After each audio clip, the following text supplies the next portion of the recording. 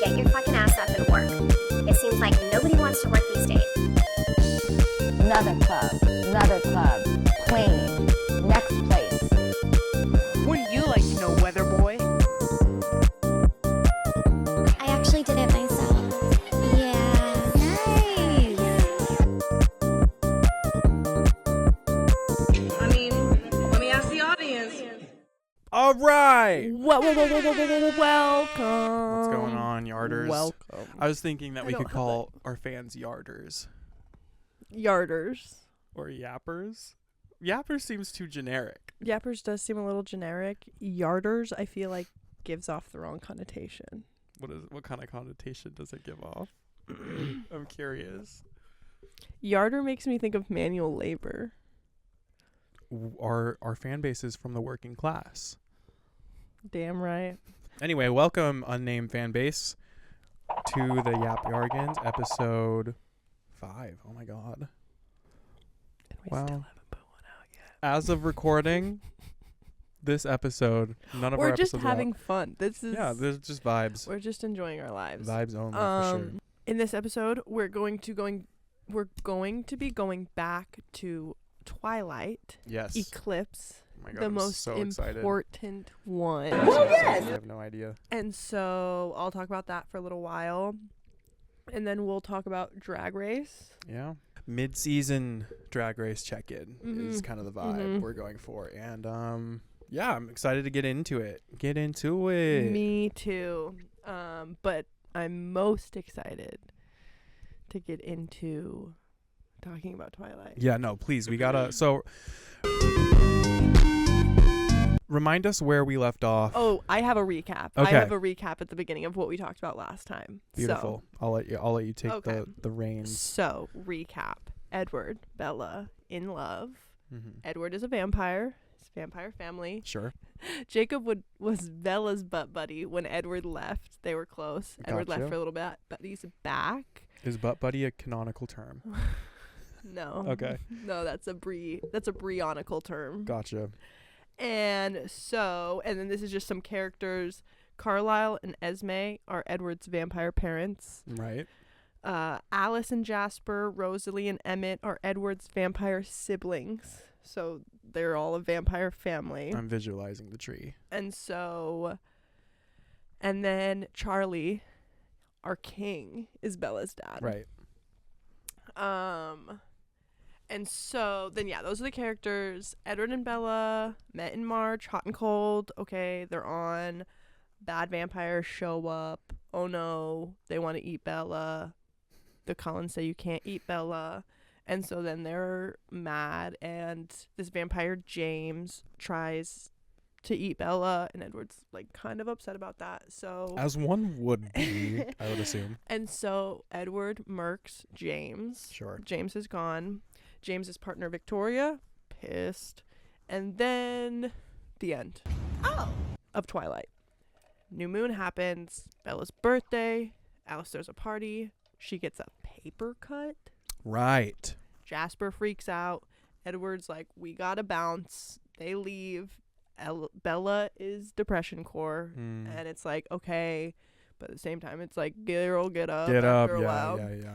Jacob swoops in, and then he swoops out, and then it's like, oh my gosh, she's a Werewolf. And now Bella's reckless core because she's delusional, and she jumps off of a cliff for fun. Oh no, Edward's Romeo and Julieting himself. Right. And then Alice, his sister, and Bella go to Italy to save him. Okay, he's saved. Everything's fine. And that's what you missed on Queen of the first Right. two. All right. So- Right. Edward left. He's back now. And Bella chose him, of course, once he came back. There was no argument for Jacob. And that's where we left off. So ECLIPSE opens up like right after that.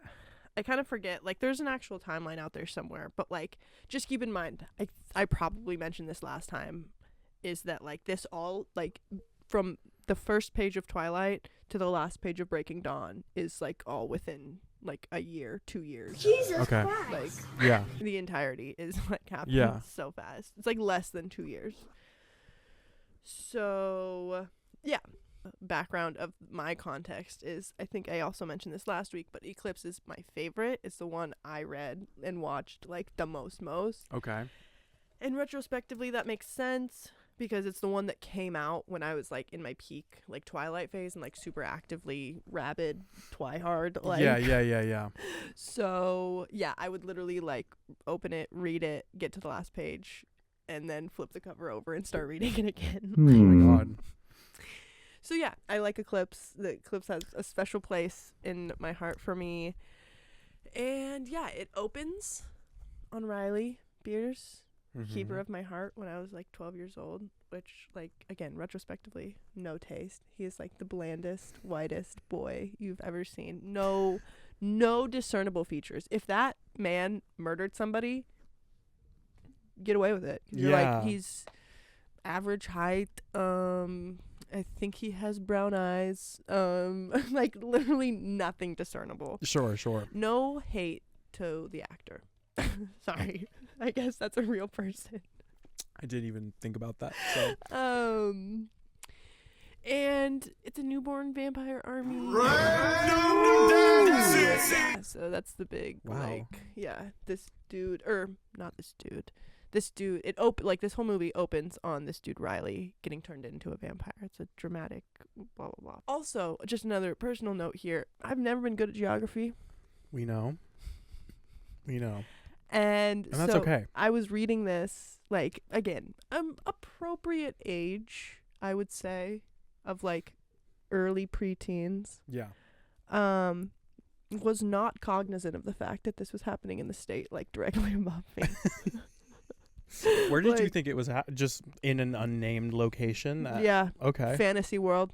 Like, this was fantasy high. I That mean, is, if I like- remember correctly, it wasn't like always stated like throughout the story, right? Well, Like, it is. Like, it's Oh. like she moves to Forks, Washington, and like this is, and then cut to this is like the newborn vampire army is in Seattle, Washington. Like, these are like named places. There's gotcha. what's the word I'm looking for? Like scenic shot of the Seattle skyline. Like this was very obvious where it was and that taking just place. like went over your head. Absolutely. Okay, no problem. I, No problem with that. There it's an isn't. interesting shaped needle-like building. Wonder, is that real? Is that real? That should be real. What was going through your mind? Yeah, exactly. Mhm. So that's just is just funny. And then so yeah, there's that opening scene with Riley, and then it cuts to our lovers, Bella and Edward, in their meadow, My name is being Bella Hadid. homos. Sorry. Thank you. Continue. Of course he's glittering because it's sunny, and yeah, then Bella's still grounded for running away to Italy. Wah, wah. Charlie. No, Isn't she he's- 18 at the He's our time? king. Yeah, actually, it was her 18th birthday. But like, Imagine being grounded at 18 years old. okay, she's still a high school student though. Bella is a high school aged like fresh Yeah, 18-year-old. it's not- yeah. So yes, still grounded. Then Charlie's like, if you want to be less grounded, maybe just like hang out with somebody other than freaking Edward. Okay. And Big so- ask. Yeah. That's a big ask. But then, so then she goes to try to hang out with Jacob. And Edward takes a part out of her car so she can't go. Oh, that's no. In the sense that you know. So then, blah, blah, blah, blah, blah, some other stuff happens. Edward and Bella, go and visit Bella's mom, who now lives in Florida. And when's the last time we heard anything from Bella's mom? Bella's mom showed up in Twilight, in the first movie, when Bella fell out of a window, aka got Right. attacked by James. And so I don't know if I talked about this so much, I probably glazed over this, but like they did have a scene at the end of Twilight where, because the whole reason why Bella was moving to Forks was because her mom wanted to travel around with her minor league baseball boyfriend. Oh, that deserves a spin-off. Actually, I would read and watch that. So then at the end of the first movie, meaning Bella would have only lived in Forks for like 4 months or something, like maybe Right. a little bit longer, like 6 months, but like not that long at all. Okay. So it would have been like she lived in Forks for like 5 months, and her mom, like at the end of Twilight, all that stuff happens, and her mom's like, well, actually, we're gonna move to Florida, so like you can come live with us. And Bella's like, nah, No, thank you. I don't want it. I don't want to. Sure. And so that was the last. I'm trying to think. I don't think she didn't show up in New Moon. There was like one part when she was depression core that Charlie's like, I'm going to send you to live with your mom. And that's when Bella started being like delusional core and being like, okay, I'm going to go and do like crazy stuff. Yeah. So, yes. So that to say, her mom did show up in the... her mom showed up in the first one, but then, like, yeah, we didn't see her in the second one. We just heard of her. Yeah. And so, yes, we left off with... So, yeah, they go visit her mom in Florida, where she now lives. And I was going to say... So this was, like, what I was going to say of, like, this scene, watching this as an adult versus, like, watching it as a kid. I was like, I've like always been close with my mom. Me and my mom had like a very different relationship when I was younger, but always like close. Like I've always like, so it's not that aspect where it's like, oh, I didn't care about my mom in the same way. It's like there's always that, but it's like obviously the older you get, you like care about your parents in a different way. Sure. And so yeah, watching this scene where it's like to Bella wants to turn into a vampire post graduation. This is happening in like, yeah, sorry. I was going to try and timeline this, but basically my point is that like graduation is coming up.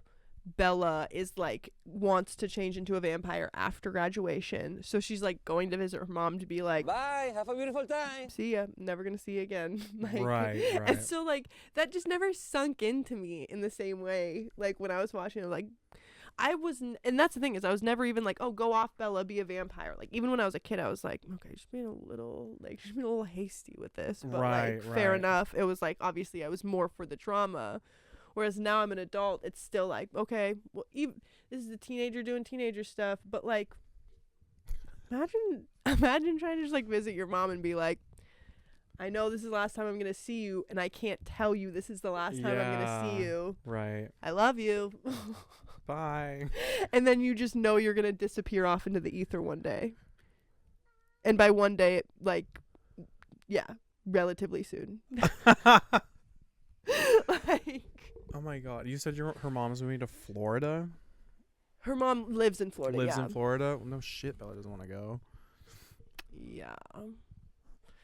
You could not pay me to live in Florida. Yeah, what the hell? And so, anyway, spoiler alert, this isn't the last time she sees her mom. So, it's Right. like, the emotional impact is more about, like, the concept than it's like, it's not like watching and being like, oh, this is so sad, because then, like, knowing that she's gonna, but, like, if you're watching Eclipse for the first time and you didn't know what happened, it's like, oh, like, that's a crazy concept. Yeah. To be like, Bye. bye. Kisses. And then they come back. And then turns out they went on that vacation because Alice had a vision that Victoria, James's ex, Yes. the guy Edward murked, is back and she's mad. So Edward was like, let's get out of here. And so then after they get back, Jacob shows up and he's all like, grr, don't come on our land, because it turns out one of the wolves and Emmett had a kerfuffle while like they were chasing after Victoria, which was just like silly. But so then Jacob's all like, rah. So then Bella's like, what are you talking about? So then Jacob's like, you didn't tell her. And so then Bella's mad that Edward was like lying. Technically, I guess like lying by omission, because it's not like he's like, no, Victoria's not here. It's just like she had no idea that Victoria was there. But yeah.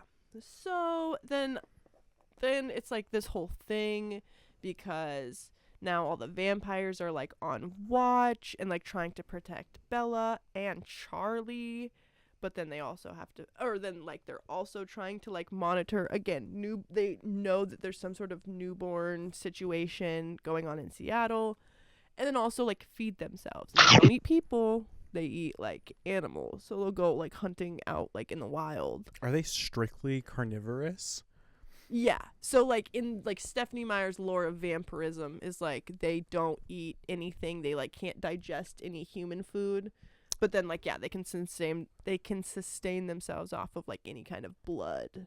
Okay. So it can be like animal blood, but like animal blood doesn't taste as good, but it like But is the it's- same nutrition as Okay. so. Yeah, or, yeah. Like I might even be wrong on that. Like maybe human blood does make. I think that it might be the case of like human blood makes you stronger, but they're like plenty. Like they're still strong vampires. Like Yeah. them surviving only off of like animal blood. So that that to say they're just like kind of juggling all that. So then the wolves come in and are like, we want to help with Victoria, and like they've been monitoring, like they've been working on it, but they're very much like, obviously, as we all know, the vampires and the werewolves hate each other. Sure. So yeah. But now that they're like, oh, the werewolves know that like they're coming after Bella, so like blah blah blah blah blah. And so yeah. In one of these rendezvous of like, so I think I kind of skipped. So like the wolves are helping in the sense of Bella will go visit the reservation where all the wolves are, while like the other vampires go like hunt and like do whatever. So while Bella's there visiting Jacob and hanging out, he kisses her against her consent. Yeah. Where are you, Team Jacobers now? I was gonna say there's a Team Jacob. Like, wow. Without her consent. Yeah. Mm-mm. Boo.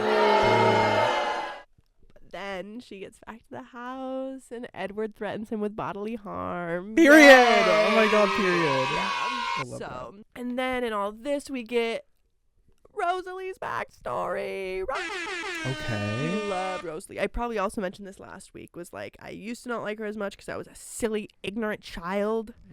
But now she is like absolutely the one She's with most mommy. sense. So Rosalie's backstory is that she was in like the aristocrat times. I always say aristocrat times. Dude, because same actually. when I was writing this, I wrote aristocrat times and it just like spelled check. I was like, oh, that is the word I was looking for. Mandela Thank effect, you. 1000%. So yeah, I'm foggy. I don't know the year, but like in the like, and she Sure. had to be courted and like blah blah blah.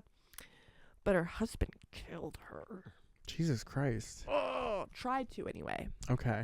Didn't But- succeed. Didn't succeed. But it's like I'm kind of glazing over it because it's just like kind of sad. But like yeah, basically just like there was like her husband killed her and like did some fucked up shit. But then like a bunch of people were there when he did it. And so then Carlisle saved Rosalie, turned her into a Okay. vampire. Yeah. Rosalie goes and kills all of them. Queen. And she saves her husband for last and wears a wedding dress when she kills him. Do you see how that's incredibly offensive? Yes. That's Yes, I do. actually That's why I said brilliant. it. So Let me poetic. say, I never had a problem. Like, when I didn't like Rosalie, it was never about that. Like, I've always loved Rosalie's, like, I'm like, go off. Like, Yeah. I will say that. But it was mostly, like, I just didn't agree that Rosalie was the sensible one. So, but that backstory is just so Wow. good. That's, like, so good. Very rich. So we love Rosalie, Yeah. yes. And then one of my favorite lines. What did I say about a low profile? That comes up at this point. Okay. Because they check in on the Seattle situation. And we learn, I think I kind of glazed over this but like the Volturi vampire police. Yes. The people that Yes. like kind of oversee, and their big one rule is like, don't let people know that vampires exist.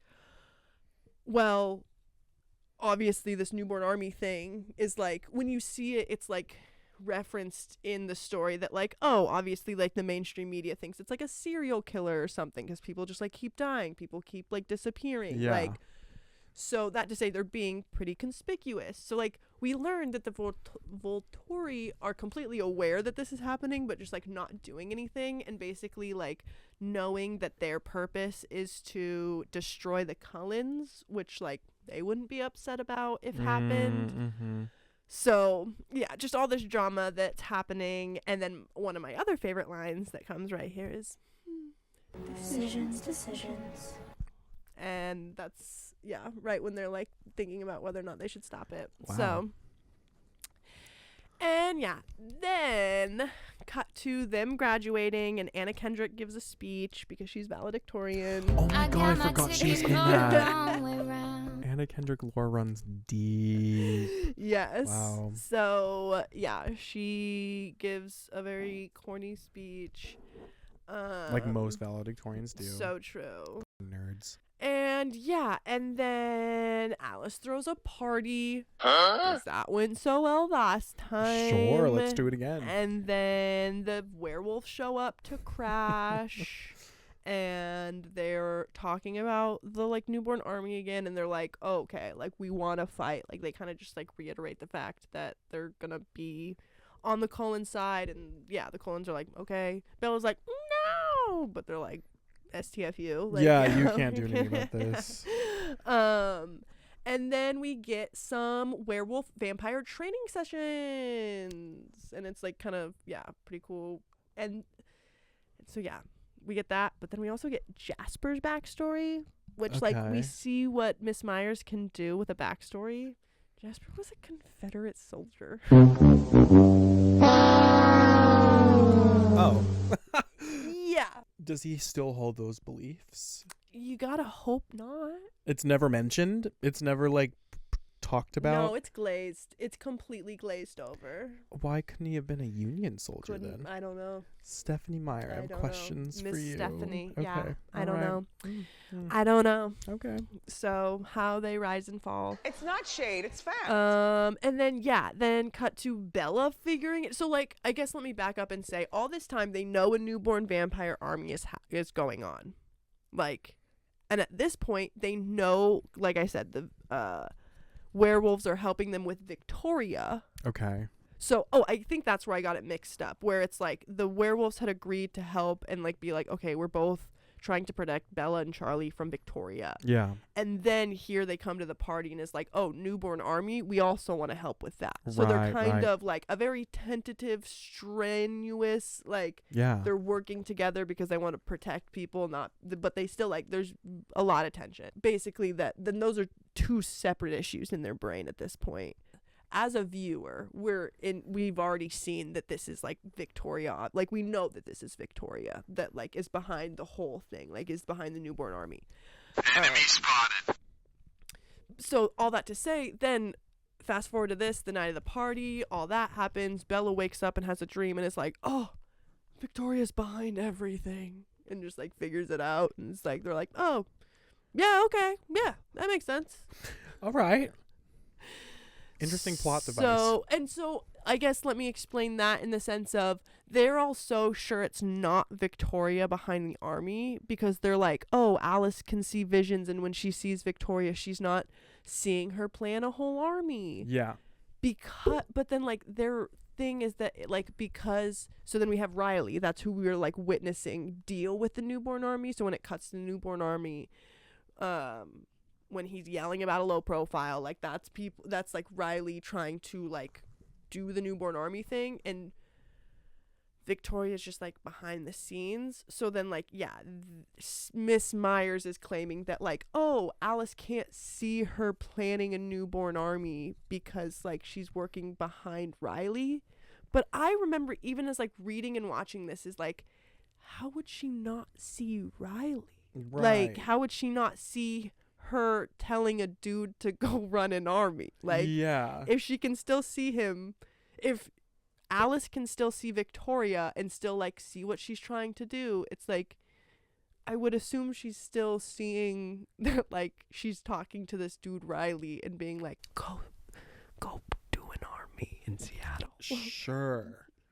So maybe grill me, maybe I'm like a silly fake Fill in the holes twihard for us, of like please. why that wouldn't work, but I've always been like, what if the whole thing is that like Victoria's working behind Riley because she doesn't want Alice to see her plans. But so anyway, got off on a small tangent there. But then so they know they're gonna fight. Alice sees that the army's coming, so they have like a day of battle planned, and then Bella's like, Edward, don't fight in the fight, I'm scared. And he's like, okay.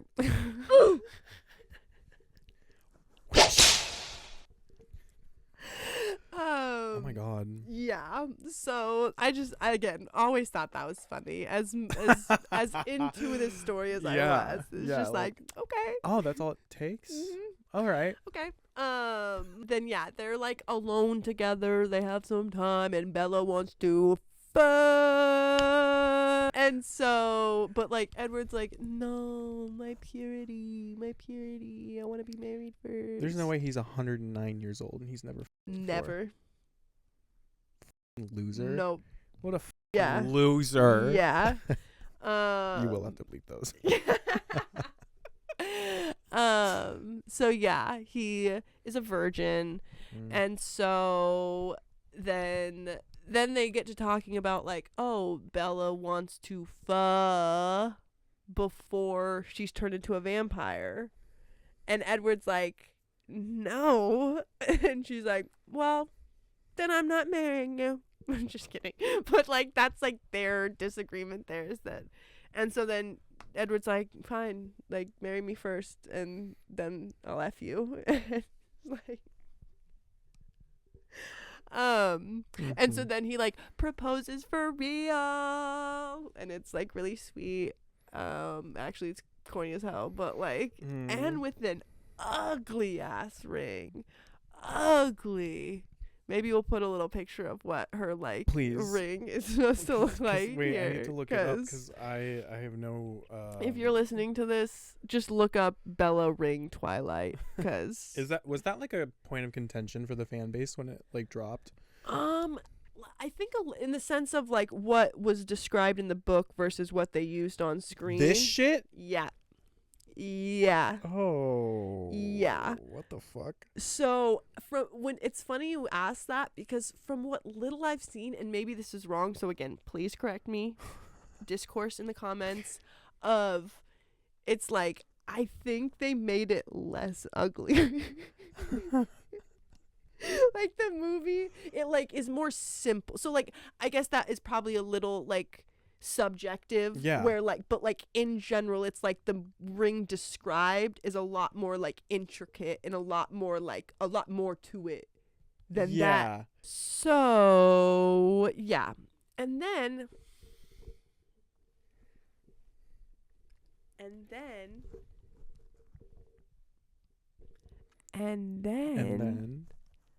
it's like day of the battle. They're like, we gotta keep Bella safe. We gotta keep Bella safe somehow. How about Jacob carries Bella up the side of a mountain, so his werewolf scent obfuscates her human scent, but then Edward will go like around the mountain, so if Victoria smells him, it'll like throw her off. Okay. And then they'll camp at the top of the mountain the night before the battle, so Victoria can't find her, I guess. I'm waiting for you to fill in the holes, but maybe that's not gonna happen because that doesn't make any sense. Yeah, it doesn't. And I just don't think I ever thought about it too hard when I was watching this as a child. But then I'm like watching this, and I've reread it as an adult, and I remember like reading it. It's just like, I feel like there were simpler ways to do this. There probably was. I don't know if Stephanie Meyer was. And I complained about this in Twilight too, though, in the same way that like the whole kerfuffle happens with James, and they're like, oh, well, let's kick Charlie in the emotional shins and then get out of here and then run her all across the western seaboard instead of something else, maybe. Like, it feels like maybe that was the hardest choice to make, instead of just being like, hey, let's fight this dude, let's like he's gonna track us down, but we know we're gonna kill him. So anyway, that's just getting bogged down by the past. Stephanie Meyer, we got a bone to pick. We would. And by bone to pick, I mean let me pick your brain, because girl, what is up? No, actually, why? And so yeah, but then it's like obviously freezing. Edward is a piece of cold stone rock feeling. Jacob werewolves, I don't think I've ever mentioned this or have it come up. Werewolves are like human heaters. They're like always run hot. It's like Okay. the night and day that Stephanie Myers wanted to achieve, where like vampires are like stone, like they feel like stone, and then werewolves are like warm and they're always hot no matter what, and that's why they're always shirtless, is because they're never cold. Wow, what beautiful intellectual symbolism. So Wow. so like Bella and Jacob like snuggle, and Edward's just sitting there like awkward. All right. Okay. And then but then it's like the next morning, and Jacob's like goes off somewhere, and then Bella and Edward are talking about the fact that they're engaged, and then Jacob overhears him, and then is like, "What? You're marrying him?" It's like, and then and so then he like storms off, and then Bella's response to that is to look at Edward and be like, "You knew he was listening. What? Why would you do that?" And Edward being like, "I think he deserves to know." Or being like, I wasn't ready to tell him, and then like goes and runs off after Jacob. It's like, okay. Wow. And then so then he's just like, she's like, "I'm so done." That's what Jacob says. "I'm so done." And then he's just like, I'm gonna go kill myself in this battle, because that's like, that'd probably just be so nice for you, huh? Like, he's just like full on like, and so then Miss Swan's reaction to that, Mm-hmm. it's like, "Oh, kiss me, Jacob. I'm asking you to kiss me." Wait. Mm-hmm. Knock, knock, knock. Who is that? Let that sink in. I'm gonna need them to take some kind of like interpersonal communications class, because they don't know how to remedy these issues. No, and it's hard to read or watch. Oh my god. And so, yeah, and that's what I just don't fundamentally understand about Team Jacob people, is that, like, I sincerely, like, have to assume it's a vast majority of people. Like, obviously, discourse down in the comments, please. But, like, that it's just about his looks. Because, like, when it comes down to, like, him and what he's doing, and then he's like, or, like, yeah, even what he's saying is, like, if you would have waited, like, another month to come back, then, like, I would have had her. She would have been happy with me. It's, like, the way that Miss Myers has set Bella up is, I don't think that's true. Just because Jacob said that to Edward, I don't think makes that true. Yeah. So if you're out there touting in the comments, well, it's like, oh, I also think if Edward would have waited a few more months. It's like, I disagree. Like, so that's just like, I disagree. I think if Edward would have waited 10 years and then came back, Bella would have been like, you still want me? Yeah. You still pick me? Like, yeah. So, yeah, that's just my little, and obviously I don't take it too seriously. I don't care. If you're Team Jacob, I'm happy for you. But like, let's critically think. Exactly. Let's critically think. So let's use our neural pathways. Anyway, they kiss. It looks awkward. And then he's like, all right, I'm going to go to the battle. I promise not to kill myself. This is all taking place in the snow, Yep. right? Okay. I know exactly the scene. Mm-hmm. This is one of the only scenes that I recognize from the movie, because I was like, what is going on here? Yeah. But it's pretty iconic. Yeah, I'd say. It definitely is. It's like, well, it's iconic because it's the crumbs that Team Jacob has. Like, the only other on-screen kiss they have is a non-consensual one. So it's like, yes, people still use that edit, I'm sure, but it's like, it's kind of the only one they actually have and can feel good about. Sure. Even though then she stalks back. Bella walks back to Edward like, I was gonna ask. Edward, and then Edward's just like, no. Like, Edward's like, you love him. And Bella's like, but I love you more. It's so messed up. I love this, like, love triangle. But add in werewolf and vampire. Exactly. So, and then Victoria found them. Wow. Surprise. Could have seen that coming, Right. you know? So that happens, and Edward murks her ass. Aw. Done. So Bye. cool. And then they go back to the battle, or they go back because like the battle's finishing. I forgot to mention, so up in the mountain they have like Jacob carried her. Jacob, I guess, wasn't originally gonna stay the night, but then that's just like him being him, because there was another werewolf that was like planned to stay up there with Edward, Bella, and then the youngest werewolf, Seth, was gonna Okay. stay because wolves have telepathy. Period. So if a werewolf stayed with Edward, Edward would be able to read Seth's wolf mind and be able to know what the other wolves are like feeling and experiencing. Okay. So that was like their like walkie-talkie tether to like know, and so that's how he knew the like battle was finishing and all that.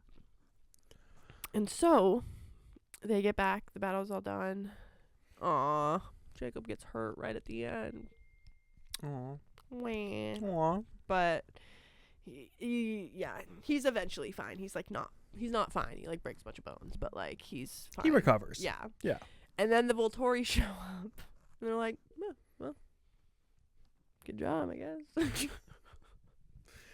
So they're f***ing useless. Yeah, no, actually, but like I said, it's like one of those where they're like obviously not going to the Cullens and being like, yeah, well, we wouldn't have been upset if they killed you, but they couldn't not show up, because then it would have been like, Yeah. the Cullens would have been like, oh, so you're actually useless, whereas like they're basically pretending to show up and be like, oh, Wow. we missed it, we just missed it, that's so good job, guys.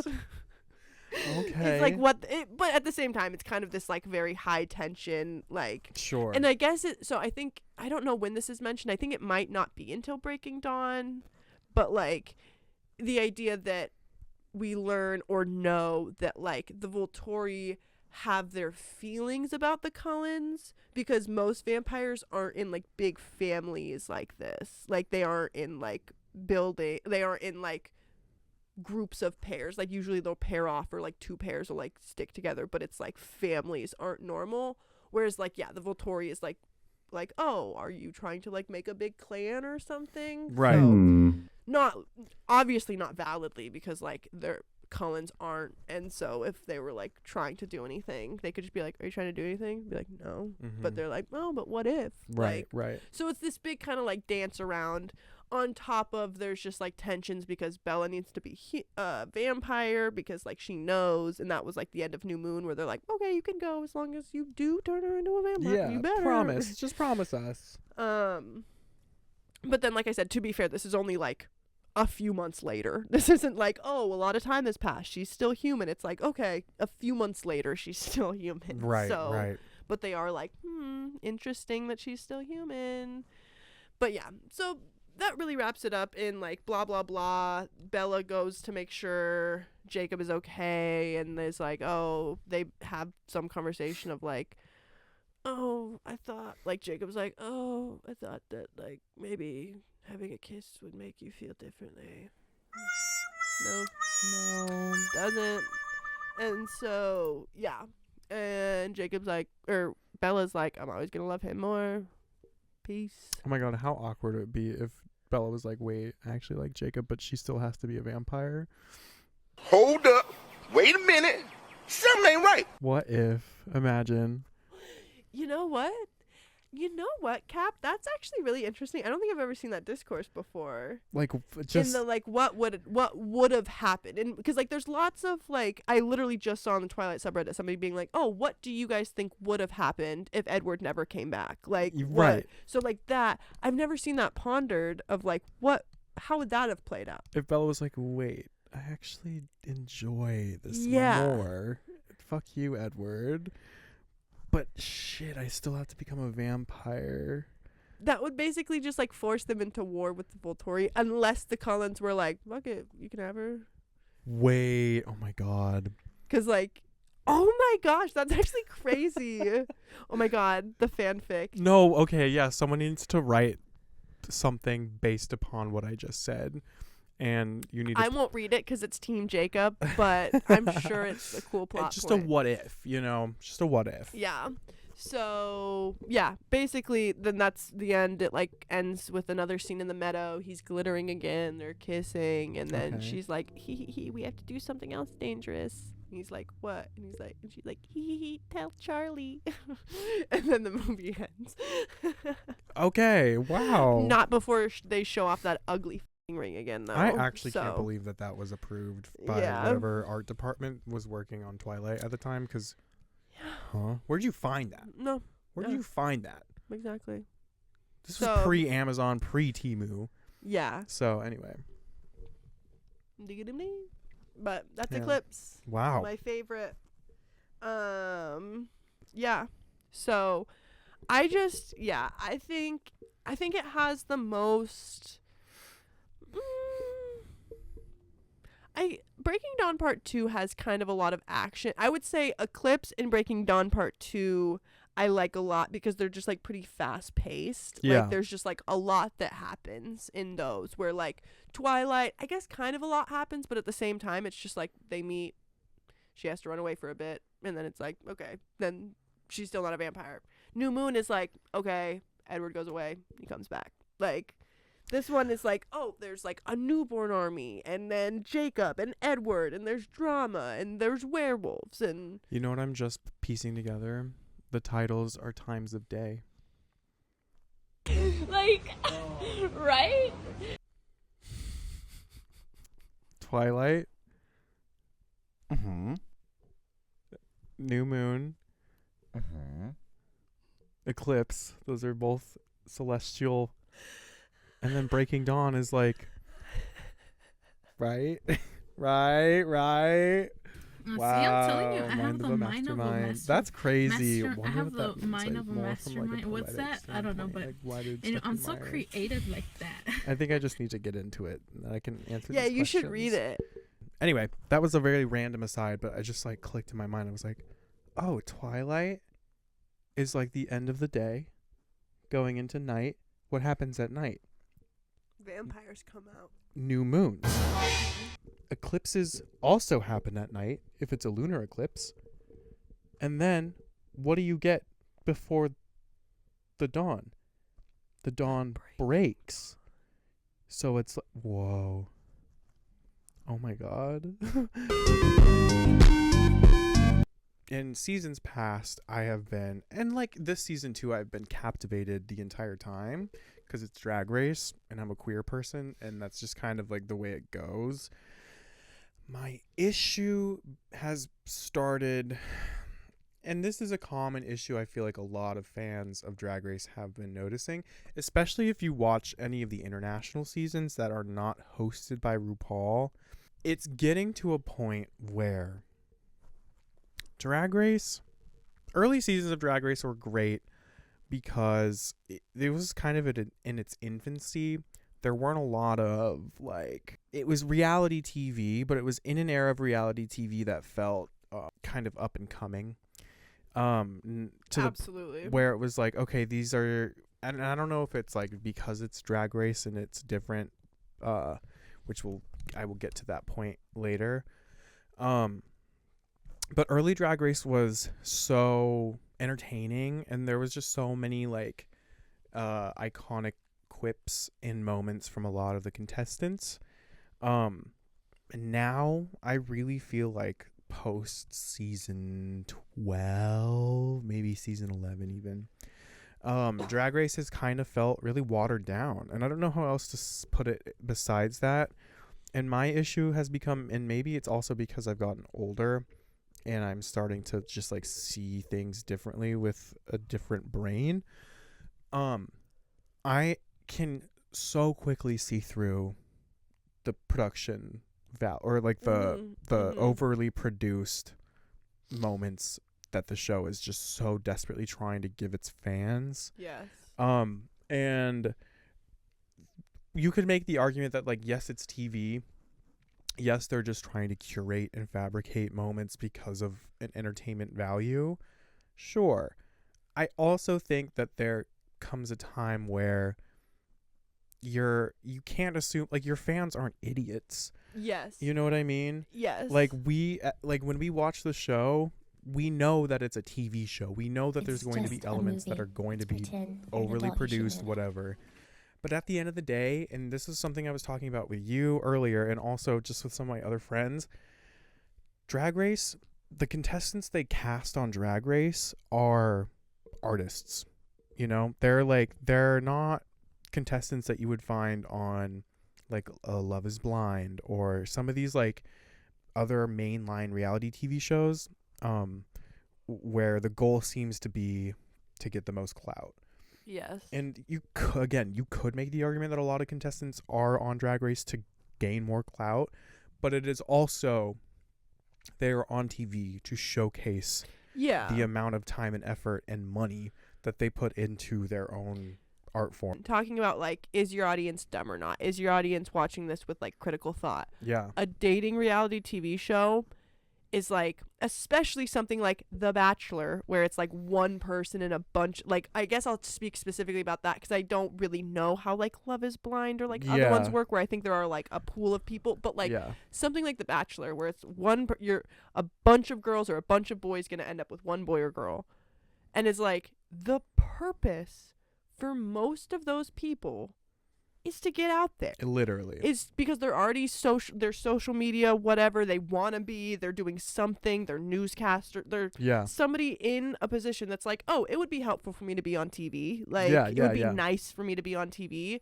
So there's that, where it's like, yeah, I'm sure they're probably also hoping to maybe meet a cool guy, but like the premise of The Bachelor is to gain clout. Exactly. It's like, even from its inception, like the first episode of The Bachelor is like, yeah, I'm sure there are some, even if you want to argue the majority of those people that are there, that's like, oh, I do hope to end up with this guy or girl.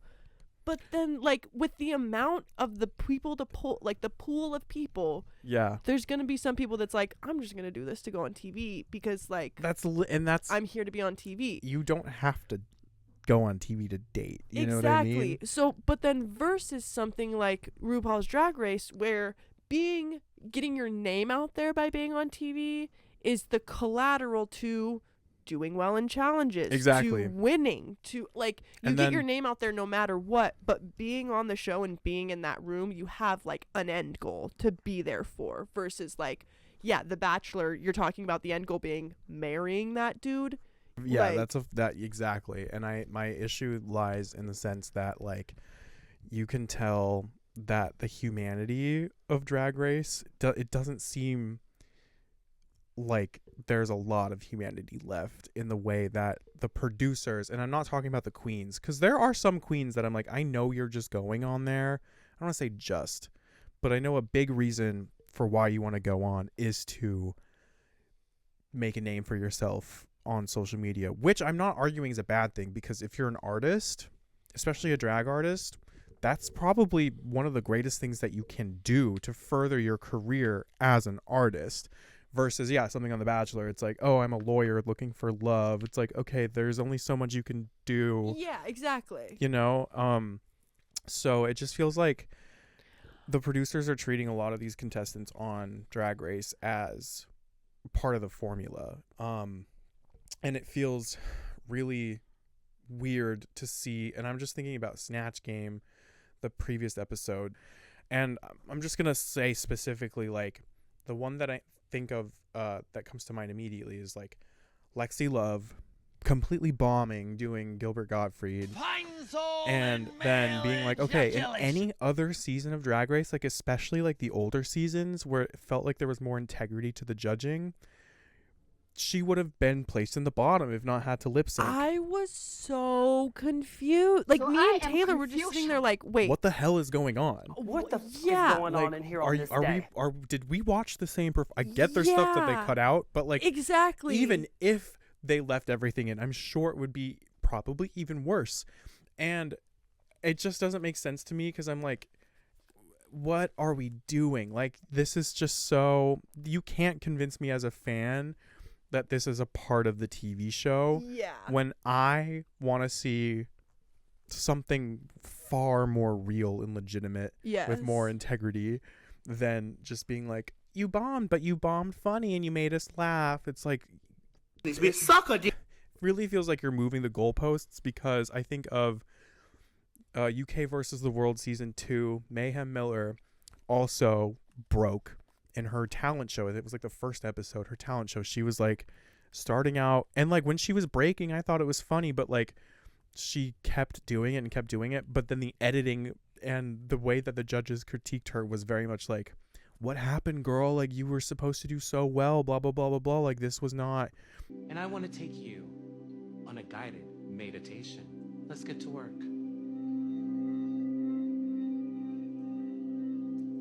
Shaka Khan, Shaka Khan. Never trust a fart.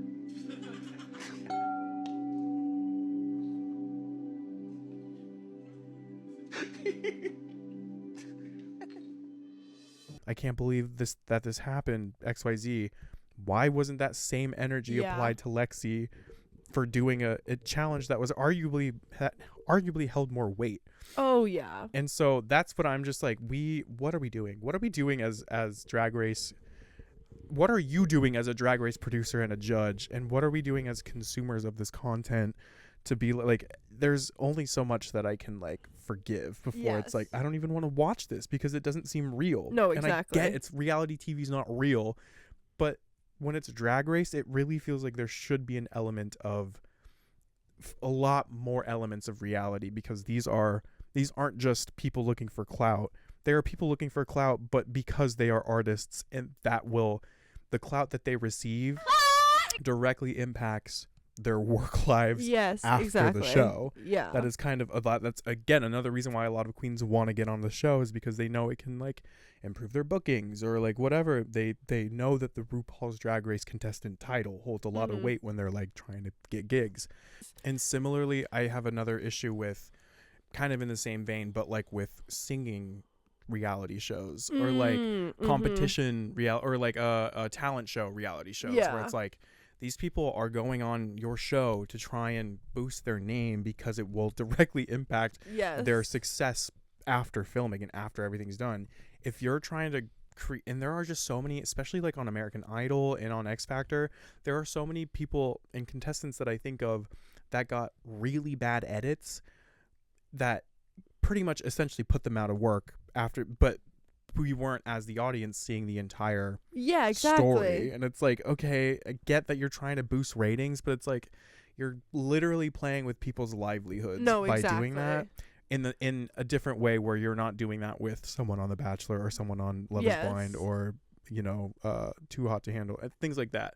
And so that's my biggest issue with them. And I just want to see, I think the best way I can sum it up, and to give another example from the Rusical episode, is like when Anya, did you watch the actual, like, you watched it up until the runways, right? So yeah, I don't know what happened or who went home or like who won, but I did watch the performances of the Rusical. And we all saw that like Anya was, the producers and the editing wanted us to make us believe that Anya was like having a rough time during rehearsals and stuff, blah, blah, blah, blah, blah, which 95% of queens will have some kind of issue when they're showing you, for like, you're literally showing them for the first time, for this like, crazy like kind of choreography, and then they're like, you're expected to blah blah blah, and then when she actually performed, amazing, did so great. And I don't mean to like spoil it, whatever, we'll get there, but something that really pissed me off was that the only reason that Anya wasn't like in the top, or like the only reason that she didn't win, is because she got too much into her own head during rehearsals, which makes me like, what the hell are we doing? What are you talking about? And that just feels overproduced in the sense of like, you just couldn't give her another win because she won last week. Exactly. Give it to the person that did the best this week too, even if it was the person that did it last week. Exactly. Like, and like the person who did win, I am happy that they won that episode, and I do think that the runways played a part in maybe some of the judging, but the main point that I want to distill and just boil down is the judging and the producing feels so out of line from what we as audience members watch, that they cannot do, they can do anything in their power, but they will never convince me that whatever storylines they're trying to make for these queens are going to stick. No, for real. Because I'm not a stupid audience member. No. Like, I know what I see when I know what's good when I see it, and I know what's bad when I see it. Yes. And you can't formulate a narrative to convince me in any other way. Absolutely. You know? I'm curious, tangential but related. Yeah. How did you feel about the badonkadonk tank? It did seem just like another way to like keep the audience's attention by like dangling keys in front of them. And so like I guess let me say I am very much like a tinfoil hat, not necessarily in the sense of I believe that, but like those little like conspiracy theory of just like I'm just curious how much that is like real in the sense of like how much of it is it like they drew straws and then like okay you're actually safe, but then they're just doing like literally, because then it ended up being it was like season 17, so it was like the 1 and the 7 were the right one, but it's like it just stuff like that is just like like I said, tangential but related, but that just like leaves me where there's all this other gray area for me to question like how real is this, then something like that's so orchestrated, so zany that I'm like, is this like how real is this? Like, I can't even enjoy it because it feels so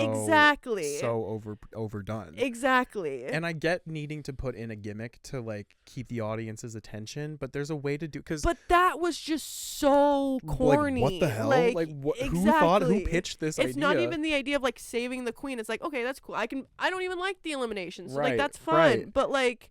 Yeah, that just seems so weird that it's like, this can't just be what this is. That was your only idea? Yeah. And also, season 16 had, like, the immunity potions, which I thought was really well done. It probably could have done some other things different with it, but I liked the idea of having immunity, because immunity was something that was a part of the show, like, in years past.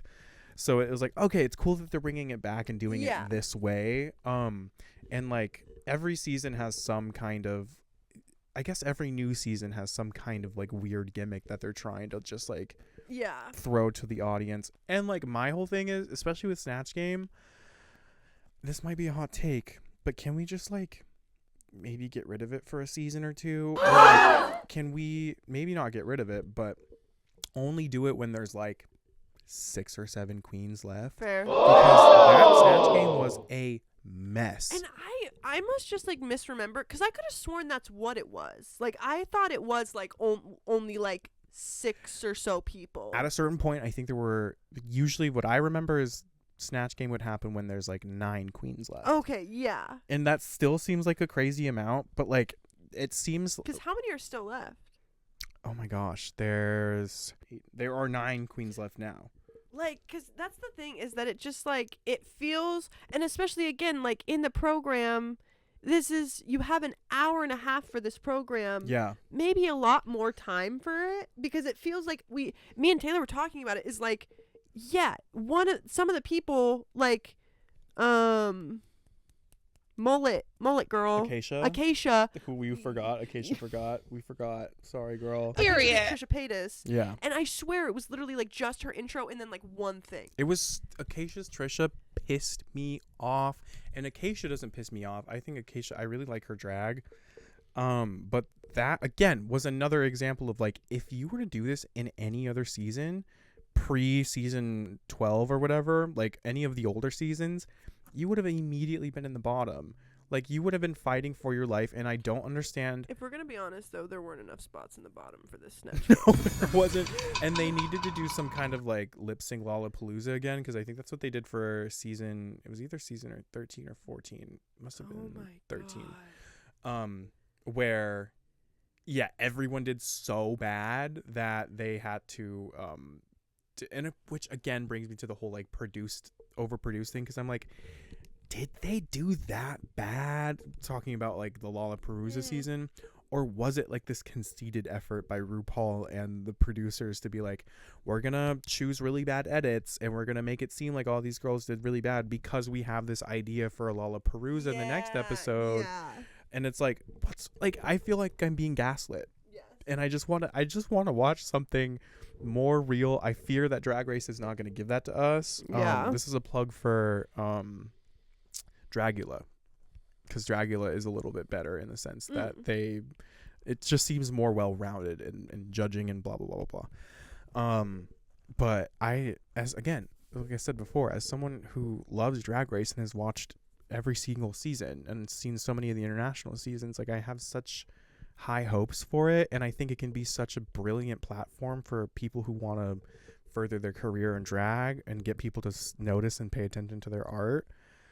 But when it gets to a point of like, this just seems so fake and so annoyingly out of the realm of reality, I don't want to watch it.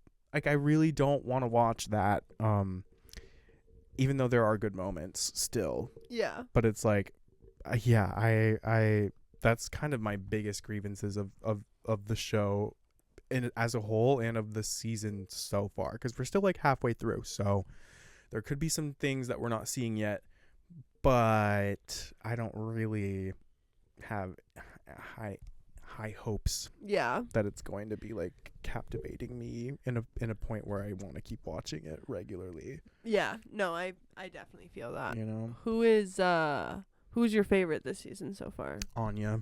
Really? I think Anya, I have a feeling is going to do really well, because she kind of maybe started out, she started out pretty decent.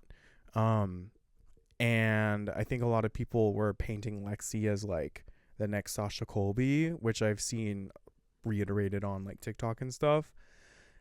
That's just like not her storyline. I fear like she is not Sasha Colby, and if I were to talk to Lexi Love, if she was in front of me right now, she would be like, yeah bitch, I'm not fucking Sasha Colby. Like, she'd probably agree, maybe. I just don't like the way that we're placing her on this pedestal when her track record so far has not been super amazing, whereas Anya's track record and the way that she does her challenges and performs, I'm like, yes, like that is winner like energy 100,000%. That's just my opinion. I guess we'll find so out. Valid. Who are you leaning towards? I have loved Susie from the start. Right. I just love her vibe. Okay.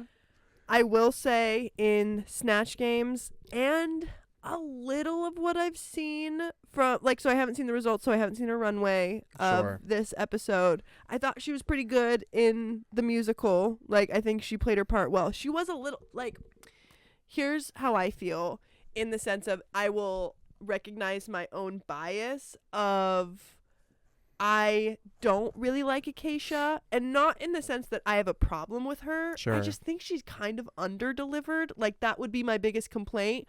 So I don't feel like Susie was unjustified to try and fight for the role that she wanted. No, So I think not at she all. was a little I do think she was a little catty, but I don't think she was like unjustifiably catty. That's a or good way like of putting it. so Yeah. I will say that, but like, again, like I said, my bias of like I don't really care for Acacia, but like if you I could see if like an Acacia stan would be like, oh no, Susie was being a bitch. Like, How did you think Acacia did? So flat. Like, and so that's the other thing again, is that like I think Susie was very justified. I don't think Susie even like necessarily knocked it out of the park, like stole the show. I think she just did good. She did though. really Like, I well. think she fit that role. Like, she was like, okay, I'll do it. Sure. Whereas like, yeah, I literally said out loud when me and Taylor were watching it, was like, I get that this is a ballad, but like, I don't think you have to do nothing with a ballad. Like, I think you can still like. It was giving like middle school talent show Yes, performance. exactly. And I love Acacia's soul and her spirit, and like I see my biggest gripe is it was very flat, and like also she was like, I'm a singer, I do all of these things. And I'm like, so you set the expectation too. It's one thing to just like keep your mouth shut and then you fall flat and you're like, okay, that was a little flat. But like, yeah, then it's another to be like, oh, I'm good at this. I want like vie for that, to fight for that role, and then be like, all right, well, there's the spotlight, girl. Like, it was very much like, so Somebody lied to her several times. Yes, exactly. And like my friend Emily was like, it's giving when you're like on the playground in like elementary school and your friends want to have like a singing competition, and Acacia thinks that she's like doing really well. It's like, oh, like I'm really sorry, I don't know how to tell you this, but vocal lessons aren't that expensive. And you know? No, literally. So yeah, pretty flat for me. Yeah. But yeah, And then I'm trying to think of who else. Like, yeah, Susie was pretty good. Anya was like really Anya good. did so well. I really like Sam's performance as well as Cher. Sam's was pretty good. Yeah. Oh, and I was saying, I told Taylor where it was like, I think Sam did really good, and I think that the judges like feeling right, so that Yes. she's gonna do even better, because not only did she do well, but like she did well after taking the judges' advice. So they're gonna be like, see, we did that. This is what We you're did supposed that. to do, girls. Exactly. So Yeah. I got that vibe where it's like, I love it for her. I'm like, she did good. I don't necessarily think she was like so good that the Sure. judges should be like, see, we're right and you should do what we say. Sure. Like, but Yeah. I think she was really good. Yeah. And my biggest critique of not of Sam, but like another gripe of mine was, and I think I kind of understood what the judges were saying, but it was again framed in such a dumb way, where they were like, I can't remember who she played on Snatch Game, but they basically were just saying like, it's such a sanitized version, like we want to see more of she played some like famous dance choreographer or yes. something. Oh yes. And I'm like, Sam did everything that was asked of her when you go into the Snatch Game, which is like impersonate someone well and make Rue laugh, which she did really well. But it's still somehow too sanitized. Like, what does that mean? Yeah. What can you quantify that, please? Like, I just have such an issue with that specific judgment, because I think Sam did well, but I do understand maybe at the core what the judges were trying to say of like, give a little oomph to it. Yeah. Like, yeah. put some spice in it or something, because it did feel very much like you had these responses ready to go, which is great. It did also feel like, I don't want to say one note, but yeah, just throw a little zhuzh on it. You know what I mean? Just have fun with it. And it's not that she wasn't having fun with it, but it did seem very kind of rigid, maybe, in its approach. So. No, for real. So, yeah, that to say, I guess we got a little off topic, but my favorite is still Susie. Okay. I hope to see her go far. I also love Lexi. Susie and Yes. Lexi are my two favorites, I think, of this season so far. I love Lexi a lot because she has a lot of confidence and she has a lot of charm, which you need a lot of when she you're has doing the this. kind of vibe of somebody where like like you mentioned earlier, of like, I feel like if she was in the room, I mean, like, I'm a socially awkward person, so it's like, if even people I know in real life, if I haven't seen them in a while, I'm like awkward as hell. But like, in a perfect world, if I was a normal person, I feel like I could just like talk to her. Like, literally. if like we were just like hanging out, she doesn't give off the vibe of like, oh, I'm on reality TV, so like I made it now. Yeah. It's like, no, she's just there like looking at the other people. I will.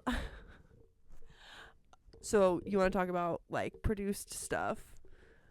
The freaking like her dress being painted on, and I was like yelling at the TV. That like didn't make any, and there, I keep talking to the wrong part of the mic. That just logically didn't make any sense in the in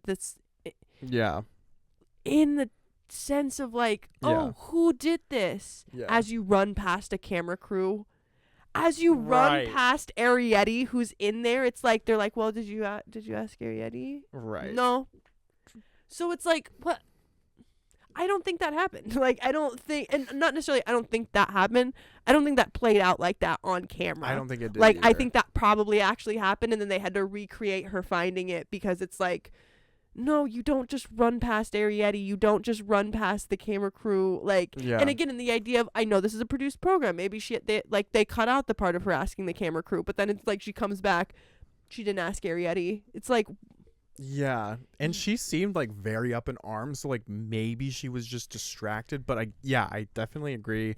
You don't like, you're like, who did this? And I do also think it was, and maybe this is my tinfoil hat being put on, but like the way that the way that I felt about Anya in that moment and the way that I feel about her now in that moment are two very different stories.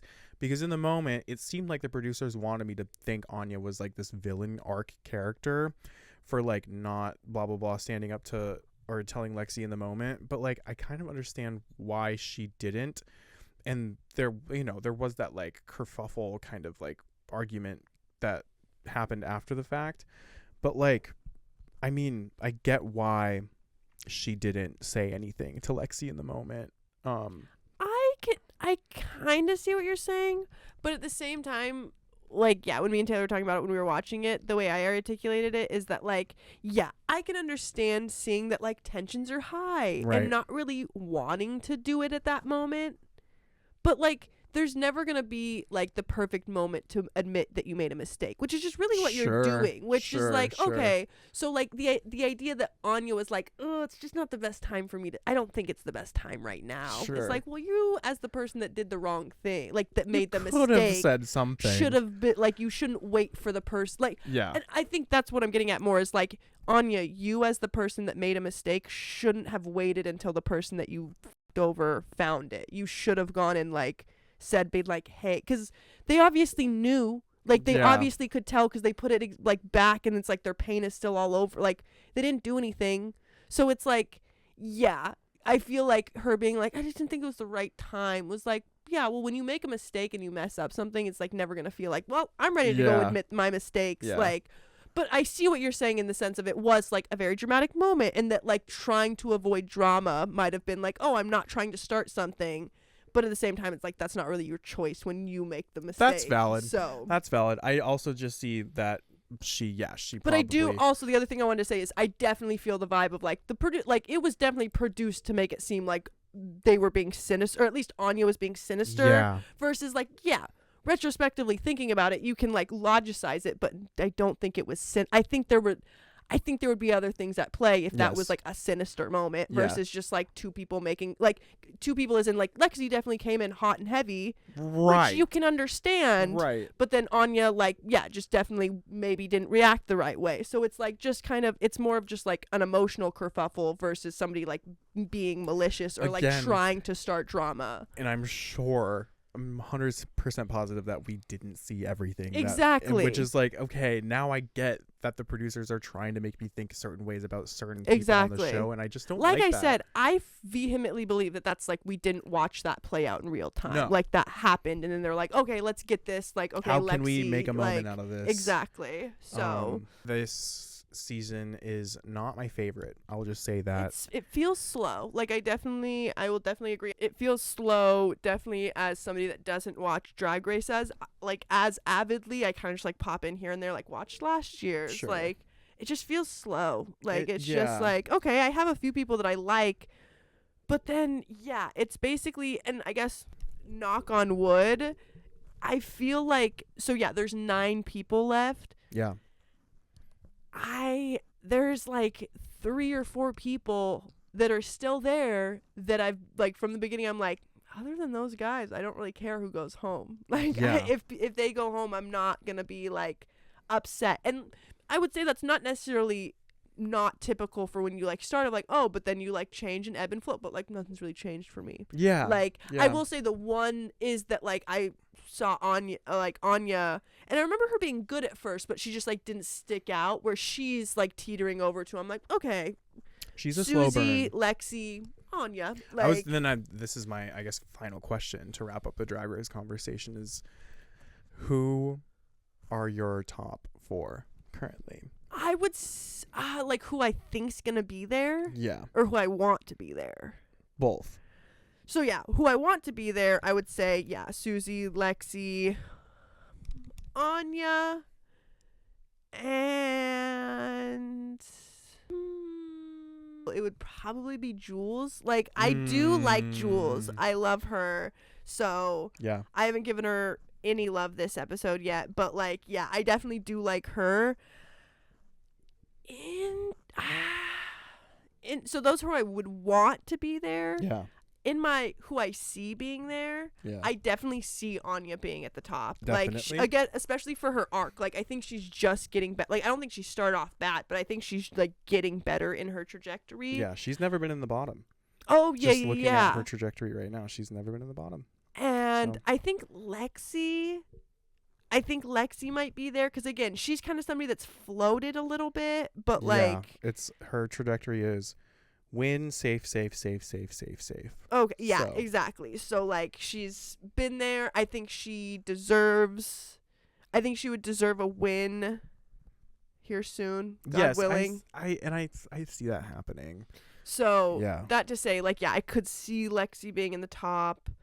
I will say, for some reason, and I guess let me say this. I don't necessarily want this to happen. Yeah. But I could see Sam Star being there. Yeah, I definitely see Sam being there. I wouldn't necessarily want that, and let me be very honest and say it's simply because they are just too generic looking.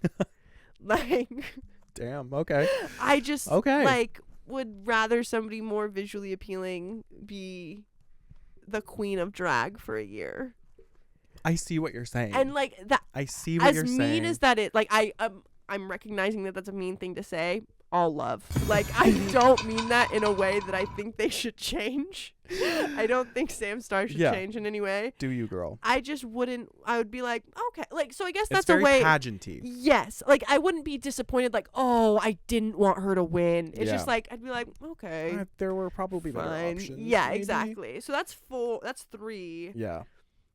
I mean, I guess I'll say Susie. Yeah. Just because I want that, and I think it would be cool. So, like, I guess that's a good way to, like, then the mirror image of, like, if Susie won, I think that's really cool because she does do a different kind of drag. Like, she doesn't do, like, your typical drag where, again, I'm not educated. Very possible people like that have won in the past, and I'm sure they have. But, like, I just think that's more visually appealing of, like, oh, somebody that kind of steps outside the box to be drag, won Queen of Drag for a year. Yeah.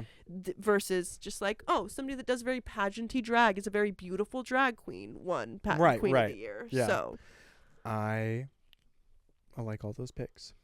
I think for me, and this is another point that I want to get. I don't like the fact that as a viewer I can conceivably predict the top 4. Like, I don't like that. I don't like at this point in the show being able to be like, yeah, this is probably going to be the top 4. Yeah. But I really hope I'm wrong. But my top 4 that I would like to see in the top 4. That you would like to see? That I would like to see. Okay. And then I'll say who I think is going to be the top 4.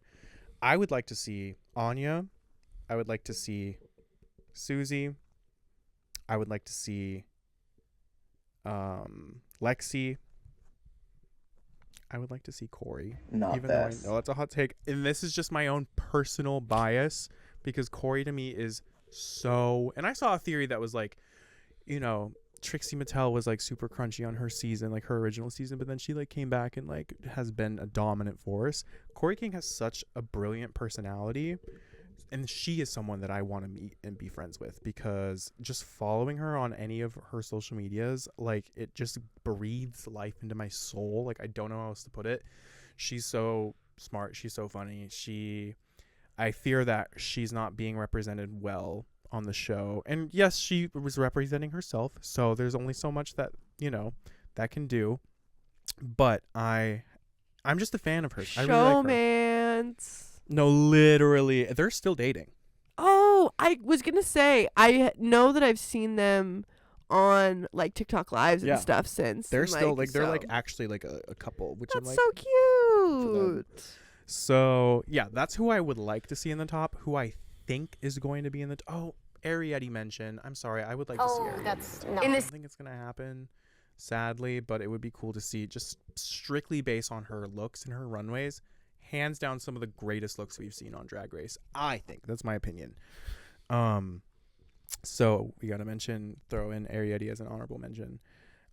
Who I think is going to be top 4. This is my prediction right now, and I'm not calling it, but we can look back at this episode a couple weeks down the line when the finale airs. My top 4, who I think is going to be in the top: Anya, Jules. I think that's who I meant to say. I think Jules is probably going to be there. I think Sam's probably going to be there, and I think Susie's probably going to be there. I think Lexi's going to go home the episode before. That's my prediction. I don't want that to happen, but I think that will happen. Yeah. I don't know. And this is what I'm saying. Like, I don't like that I can predict that far out. Like, the last couple seasons of Drag Race, especially the UK, I literally called the winner episode 1. So I was like, it's just kind of getting like, can we throw some excitement naturally? Can we naturally throw some excitement in there? Because I don't like this overly produced shit. So, yeah. Anyway, that's kind of at this point in time, all I have to say about Drag Race, it's like one of those things that like I have a lot of love for and that I want to see it do really well and be really authentic. I understand it's a reality TV show, so there's only so much you can do with that. I just have high hopes for a medium of media that highlights queer people, and I don't like that it hasn't really highlighted queer people that well, in the sense that the focus is not on the art but on the story and on the production, if that makes sense. So valid. And I would rather see the art personally, as well as some great reality TV moments. I'm not going to deny that's also why I watch it, but I would like a little bit more balance. Absolutely. You know what I mean? So no, I agree. But that's just kind of my like bias against reality TV in general. Sure. So that's why I just Sure. don't ingest a lot of it. But when I do, it just feels very obvious. Yeah. So. And as of recording, we record on episodes. The day we record is the day that we watch Drag Race. Yes. So after this, we will be watching the newest episode. Also, comment your thoughts down below. Like I'm curious to see where my opinions fit in the grand when you scheme of see things. this, Drag Race will probably be done too. So please don't go too harsh on how wrong we are with our predictions and thoughts and things. Yeah. So this is just coming out of someone's mouth who's watched a lot of Drag Race and who's kind of like understand and can predict the formula. But I hope I'm wrong. Yes. I hope I'm wrong. And I don't watch a lot of drag. I just talk a lot. So period. And that's why you're here. So yeah, what a good ep. We are chugging along. And we appreciate your eyes, your ears. We'll have some more stuff coming soon. More things to set tuned. up. Everything's going. We're a train on the tracks now. Period. Exactly. And yeah. So if there's nothing else to say, then I think we can wrap it up. Also, Yarders. I think we've said this a few times, or maybe at least once before, but comment what you would like us to talk about. Yes. So. And send in some, I really do want to implement like a answer viewers questions. I was going to say, hopefully by the time we're like uploading, like, yeah, we'll set up some sort of like Google form or something that we can put in the description of each video. That would be so cool. Like, I want to help you with your problems. Yes, like a Dear Abby. Literally. Dear Yarders. Dear who are we, though? It's so funny though. I was literally just explaining what Dear Abby. Okay, funny story from work really quick. I'm sorry. I was just explaining what Dear Abby was to the 4-year-old because we were listening to Grease, and so there's a song in Beauty School Drop Right that's like, even Dear Abby, say the same. And he's like, did he say Dear Abby? And I'm like, yeah, okay. So Dear Abby's like this thing, blah, blah, blah, blah, blah. And so I'm like trying to explain like, oh, Dear Abby, somebody that you would like write a letter to and be like, hey, Dear Abby, I need help. Like, my friend is being mean to me. Should I still be their friend? Or Dear Abby, gave like another example, and then the kid was like, this 4-year-old was like, oh, you could write them a letter like, Dear Abby, there is a fire in my bedroom. What should I do? Should I put it out or should you? Okay, thanks. Genius. I was like, wow. You get it. No, you get exactly what Dear Abby was used for. Like 911? No. Let me wait and a couple business loved days. That she was like, should I do it? She's asking Abby. She's like, should I put it out or should I wait for you for this letter to get through the postal service? Yeah, we'll give you the key to the house if you want to come and just put out the fire. That's so, yeah. raging. So, anyway, sorry, tangent off of really us fun. trying to end the show, but that That's was really my story from work today. So, yeah, Dear Abby, Dear... Have you noticed that, like, our name together, Kapbrie? Kapbrie, yeah. Like, kapriel. Yeah. Yeah, so... Dear Kapbrie. Kapbrie. So... Yeah, we're going to try our best to answer, and can't guarantee you it's going to be a serious reply, but... No, but it'll be fun. Yeah. And I really want that to happen. Stay tuned! We have more coming, and it'll be very fun, and I'm very excited, and... Yeah. Keep your eyes and ears peeled. The outro.